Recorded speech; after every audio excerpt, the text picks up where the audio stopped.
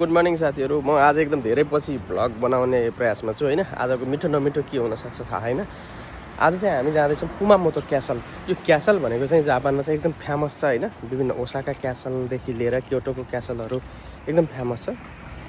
आज चाहिँ फुकुओका नजिकै रहेको एउटा क्यासलमा जाँदैछौँ जसको नाम हो कुमामोतो क्यासल। यो क्यासल भनेको चाहिँ के हो भने पहिला नेपालका विभिन्न चाहिँ हुन्छ नि 22-24 राज्यका किल्लाहरू जस्तो त्यो चाहिँ त्यो विभिन्न स्थानमा पहिला राजाहरूले शासन गर्थे।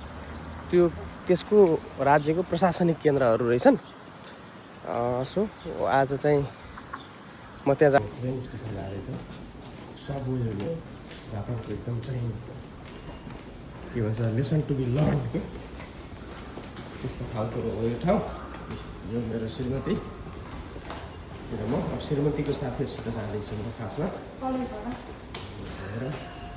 आएको छ टिकट काटेर होइन 340को टिकट काटेको छु होइन। टिकट हालेर है अब यो 7:36मा ट्रेन छ। 35 भइसक्यो या ट्रेन हो। हामी ट्रेन चढ्दैछौँ। ट्रेन भनेको सबवे अन्डरग्राउन्ड ट्रेन हो यो। क्युदाई काकोन्तेसी स्टेसनमा हामी झऱ्यौँ। अनि त्यसपछि यहाँ हामी बस वेट गरिरहेको छौँ कलेजमा। अनि यो बसमा जाने हो क्युसु युनिभर्सिटी इको क्याम्पस जाने एक्जिट रहेछ है। हामी बसमा जाँदैछौँ है। यो बाटो नागासाकी पनि जान्छ अरे। बस त जाँदैन, हामी जानुपर्छ।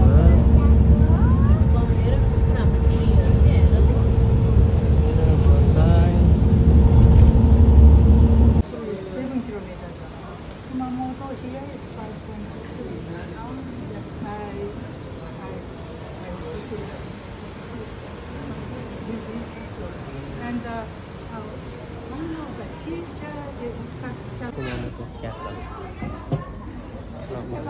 जाँदैछ है। यस्तो गर्मी छ, गर्मी छ लास्टै। Welcome to कुमामोतो। ल यो कुमामोतो Castle.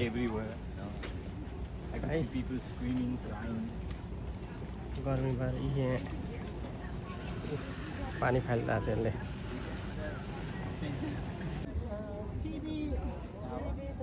On top of that mountain. Sorry, I brought from that mountain.